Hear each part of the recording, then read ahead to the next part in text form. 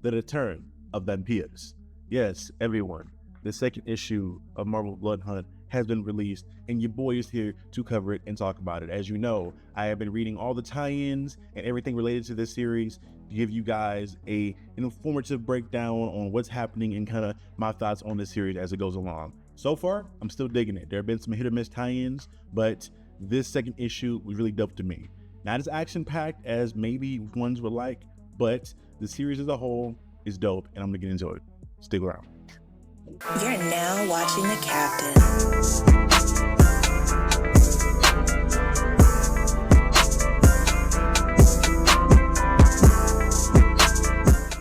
But near the end of his evil Bond villain routine, we see this version of Blade not only send the Blood Covenant off to go capture Captain America, who we know is very important to him from the first issue, but also go capture the character known as Bloodline, aka Brielle Brooks. For people that are not aware, Brielle is the blood daughter of the character Blade. She currently, right now, as we transition to her, she is with Dracula right now in New York. Dracula has whisked her away from Atlanta and brought her to New York because he, in his eyes, sees that she is very important to the entire event that's going on with Bloodhunt in general. I don't know what she's needed for. I'm guessing some kind of weird ritual down the line, but obviously she's very important to the steps that this version of Blade has to take over the world, which in his eyes, he's already won everything, but he has like extra stuff he still wants, and that involves Blade's daughter, Brielle. So as they're in New York fighting, Dracula's kind of letting her know like, hey, we can't just keep protecting random innocent people that are insignificant. We have to go about protecting you and saving the world because you're very important, and the Blood Covenant's on the way. So either he has a sixth sense that he knows that the Blood Covenant is coming after Brielle, or he kind of just knows what the plan of this whole thing is, and he's pretty much doing his best job to keep Brielle protected and keep her away from the Blood Covenant altogether. As soon as Dracula finishes up his whole mini monologue about keeping her safe for the exact reasons I stated earlier, we then have somebody mysteriously pop up and say hello to the lovely duo. And then we kind of take a quick cutaway from there to go speak with Huntress Moon and Tigra as they're kind of fighting off a bunch of other random vampires and saving people.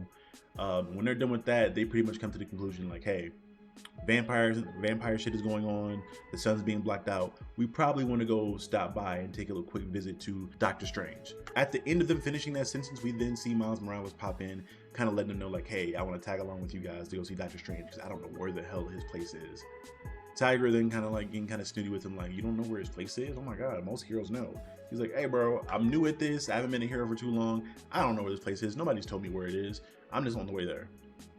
So he tags along with them as they're going to see Doctor Strange to try to figure out what the issue is, but we know as viewers that Doctor Strange hasn't had the best bit of luck when it comes to dealing with visitors. They're greeted by Doctor Strange at the front door by his astral form, and he kind of lets them know like, hey, you can come on in, but we also have some trouble going on in here as well. And for people that have read the first issue of Bloodhunt and also read the Doctor Strange tie-in, you're aware that Blade has pretty much cut Doctor Strange in half and also left him a vampire. If you've read the Red Band edition, then you'll see him be cut in half, but if you read the regular version, then I think he was just stabbed in the back. But I guess that was the cool thing here, is that in the Red Band edition, they stay pretty consistent, and Blade cut him in half in the first issue. And in this issue, he's still pretty much in half with his small intestines kind of lingering out everywhere. And you see him in some kind of like entrapment spell that's being performed by Clea, Doctor Strange's wife. I guess just to kind of keep the body intact while they try to figure out a cure for everything going on to get Strange back into his body. So until they do, he's kind of walking around like Dead Man from DC Comics. Cutting back to Blade and Brielle, they are by no surprise greeted by the Blood Covenant, who have made their return upon Blade's orders to capture Brielle. And there's a bit of interesting dialogue that happens here that kind of sheds a little bit more information on the Blood Covenant as well as the big boss of the Blood Covenant being Bloodstorm 1. It's kind of revealed through conversation between him and Dracula that Bloodstorm 1 is a genetic clone of Dracula. I can't recall who created him. I think it had something to do with AIM possibly, or SHIELD, but one of these companies and organizations created this clone of Dracula initially. So it's made very apparent in their dialogue this isn't their first time meeting one another. It's also made very apparent that Dracula kind of has this like wild power trip and does this whole declaration of power that a lot of like nobility in a lot of media does, where he's stating his full name and his title as being Lord of the Vampires and Lord of all monsters.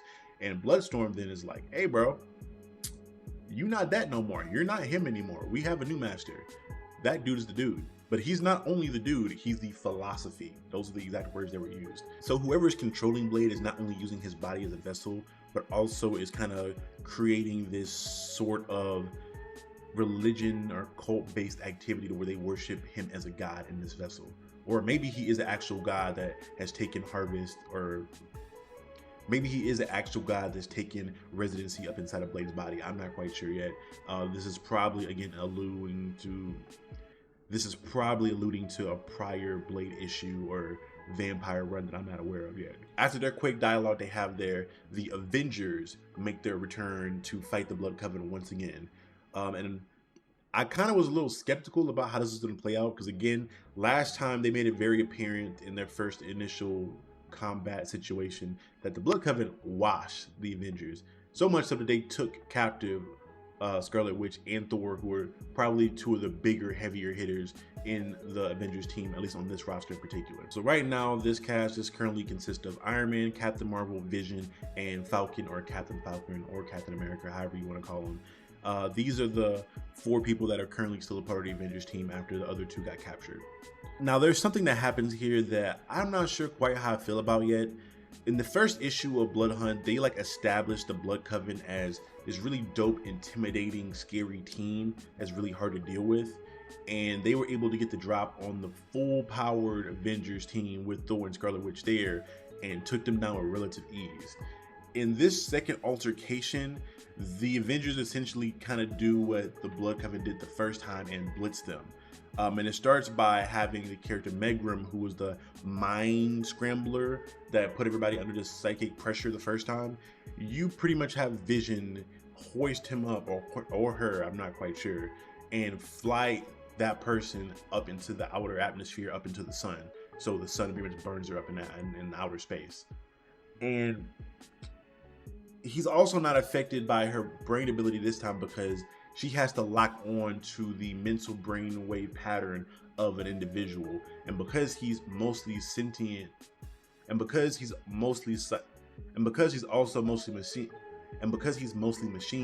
he has the ability to keep his brainwaves in cycle so much that she can't lock onto them, which I guess makes sense. But taking her out and doing it with relative ease, and then with her being gone, allowing the Avengers to dismantle the Blood Covenant with relative ease, I don't know. I feel like it was a little too soon, especially if this run's gonna be 6 issues. I'm like, damn, you can't take them out in like issue 4 or 5. I feel like backhanding the Blood Covenant this early on. Granted, I know there's gonna be more additions more than likely. Like, we know that Vampire Thor and Vampire Scarlet Witch are gonna be a part of this thing, which is cool.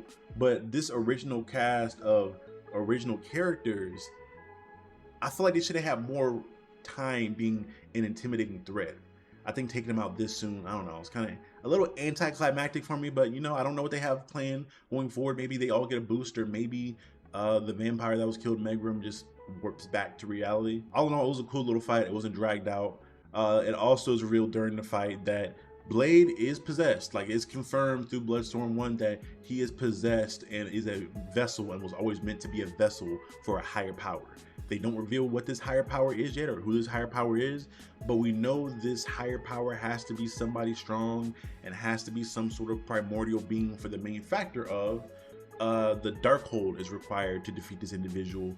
An Avengers team with multiple other Avengers level heroes are needed to take this individual down and stop all these vampires. So we know somebody's strong.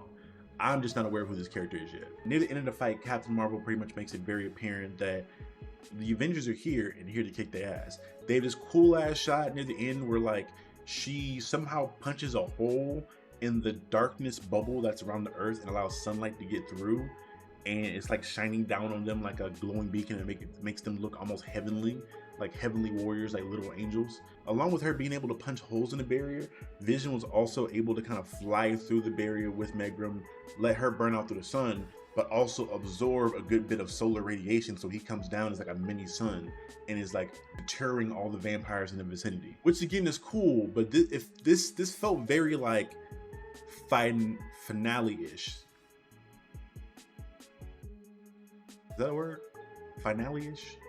And at the end of that encounter, directly after it's over with, and the Blood Coven scurry back to their holes and returning back to their master, probably defeated. The Avengers have the same idea that Tigra and Huntress Moon and Spider-Man had in regards to going to Doctor Strange to try to figure out how to best dismantle the whole situation of the sun being blacked out.